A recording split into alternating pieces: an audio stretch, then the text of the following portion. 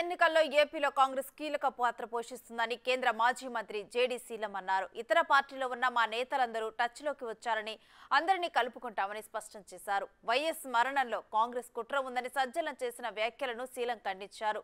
మరిన్ని వివరాలు మా ప్రతినిధి రాజేష్ అందిస్తారు. కాంగ్రెస్ పార్టీ మళ్ళీ బలం పుంజుకునే ప్రయత్నం చేస్తోంది. ఇప్పటికే పార్టీ వదిలి బయటికి వెళ్ళిన వాళ్ళందరినీ కూడా తిరిగి పార్టీకి సేవ చేసేందుకు పార్టీలోకి రావాలంటూ ఆహ్వానిస్తోంది. ప్రస్తుతం మనతో పార్టీ సీనియర్ నేత మాజీ కేంద్ర మంత్రి జేడీ శీలం మనతో ఉన్నారు. ఆయన అడిగి మరిన్ని వివరాలు తెలుసుకునే ప్రయత్నం చేద్దాం. సరే ఏంటి సార్, ఏపీలో మళ్ళీ బలం పుంజుకునే ప్రయత్నం జరుగుతుందంటారా? బలం ఆల్రెడీ పుంజుకుంటుంది. బలం ఇప్పటికే గ్రామాల నుండి మాకు ఫోన్లు వస్తూ ఉన్నాయి. మేము ఒక నెల నుండి ఈ ప్రయత్నం మొదలుపెట్టాము. అన్ని జిల్లాలు తిరుగుతూ ఉన్నాం. 10 మంది దళితులు, క్రైస్తవులు లీడర్స్ ఎవరో మళ్ళీ క్రైస్తవులారా, దళితులారా, బీసీలారా మీరందరూ కాంగ్రెస్కు రండి అని మేము పిలిపిస్తూ తిరుగుతూ ఉన్నాం. మేము ఒంగోలు నుండి మొదలుపెట్టాం ప్రతి జిల్లా తిరగటం. షర్మిల గారు కూడా వచ్చారు. ఇంకా మా బలం పెరిగింది, కార్యకర్తల్లో జోష్ వచ్చింది. మీకు ఒక మాట చెప్తా ఉన్నానండి, కాంగ్రెస్ పార్టీ రేపు జరిగే ఎన్నికల్లో రాష్ట్ర ప్రభుత్వంలో భాగంగా ఉంటుంది. ఇది మా ధీమా. ప్రజల ఒక స్పందన బట్టి నేను చెప్తున్నటువంటి ఒక వాక్కు. షర్మిలను తీసుకోవడం వల్ల ఏపీలో కాంగ్రెస్ పార్టీ మరింత బలం పుంజుకునే అవకాశం ఉందంటారా? ఎందుకంటే వైఎస్ కుమార్తెగా ఆమెకు బ్రాండ్ ఉంది. సో ఆ బ్రాండ్ మీకు పార్టీకి ఉపయోగపడుతుందంటారా? నేను ముందే చెప్పాను, షర్మిల గారు రాకతో కాంగ్రెస్ శ్రేణుల్లో నూతన ఉత్సాహం వచ్చింది. వారు రాకముందే స్వాగతిస్తున్నామని చెప్పాం. వారు వచ్చారు. తప్పనిసరిగా వారికి ఒక మంచి బాధ్యతలు ఇస్తారని మా నమ్మకం. వారితో అందరం కలిసి మేము కాంగ్రెస్ పార్టీని బలోపేతం చేస్తాం. వచ్చే ఎన్నికల్లో కాంగ్రెస్ పార్టీ తప్పనిసరిగా ప్రభుత్వం ఏర్పాటు చేస్తుంది. ఎందుకంటే ఉన్న 3 పార్టీలు బీజేపీ అంటే చచ్చిపోతున్నారు. ఎందుకు అంత భయపడుతున్నారు? ఏం ప్రజల్ని పిచ్చోళ్ళు అనుకుంటున్నారా మీరు? మీకంత భయం ఎందుకు? 9.5 సంవత్సరాలు బీజేపీ సెంటర్లో ఉందండి. 5 ఏళ్ళు టీడీపీ ఉంది, 4.5 ఏళ్ళు వైసీపీ ఉంది. ఈ ముగ్గురే కదా. రాజధానిని భ్రష్టు పట్టించింది ముగ్గురే కదా. పోలవరం నిరాకరించింది ముగ్గురే కదా. ప్రత్యేక హోదా తేలేనటువంటి అసమర్థులు ఈ ముగ్గురే కదా. అడుగుతున్నారు ప్రజలు, వారి సమాధానం చెప్పనమనండి. అంత భయపడి మా దాగుడు మూతలుగా చేసుకోవాల్సిన అవసరం లేదు. కాంగ్రెస్కి ఓటు అడిగే హక్కు కాంగ్రెస్కి ఉన్నది.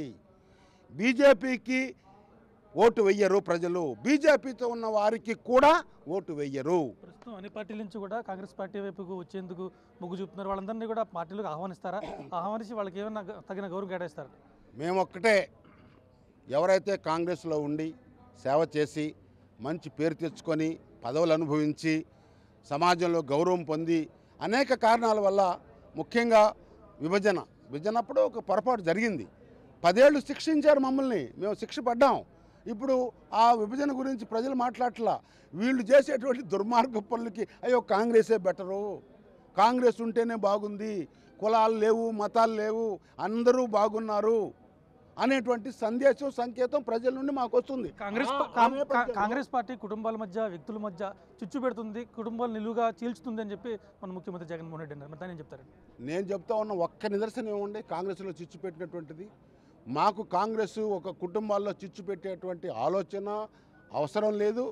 అలాంటి వారసత్వం, అలాంటి కల్చర్ ఏమంటారు దాన్ని, సంస్కృతి కాంగ్రెస్లో లేదు.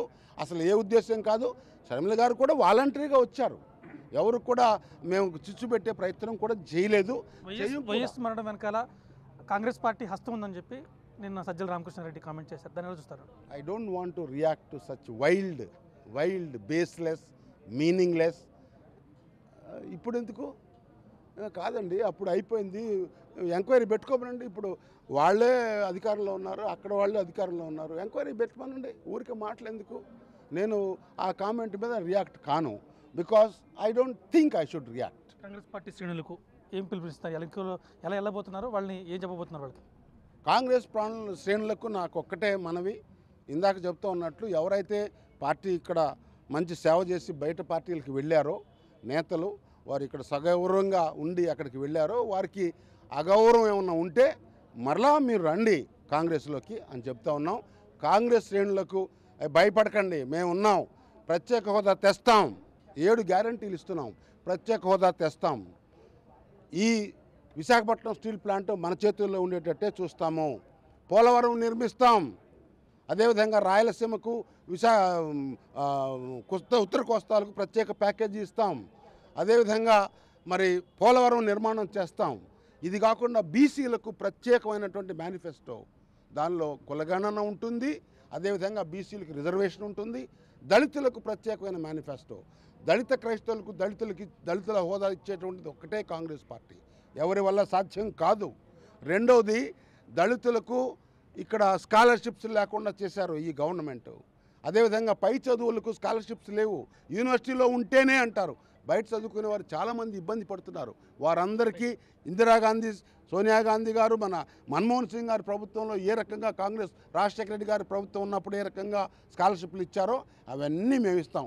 ఒక మాట చెప్తా, రామకృష్ణారెడ్డి గారు అంటున్నారు కదా, మీరు రాజశేఖర రెడ్డి గారి పేరు మీద మీరు ఓట్లు అడిగారే, ఎక్కడ ఉన్నాయండి రాజశేఖర రెడ్డి గారి ఫోటోలు ఇప్పుడు? Please tell me. I'm not saying anything, I'm telling the truth. మీరేమో అలిగేషన్స్ పెడుతున్నాము, మేము వాస్తవాలు చెప్తున్నాం, అంతే తేడా కాంగ్రెస్ పార్టీకి మిగతా వారికి. అసత్య ఆరోపణలకు, అర్థం లేని ఆరోపణలకు తాను సమాధానం చెప్పారని చెప్తున్నారు. దాంతోపాటు కాంగ్రెస్ పార్టీ అధికారంలోకి వస్తే మళ్ళీ పూర్వ వైభవం వస్తుంది. దీంతో ఇతర పార్టీల్లో ఉన్న నేతలు పార్టీకి సేవ చేసింది వస్తే కనుక గౌరవంగా వారిని ఆహ్వానిస్తామని చెప్పి జేడీ సీఎం చెప్తున్నారు. కెమెరామెన్ రవిశంకర్తో రాజేష్, బిగ్ టీవీ, రాజమహేంద్రవరం.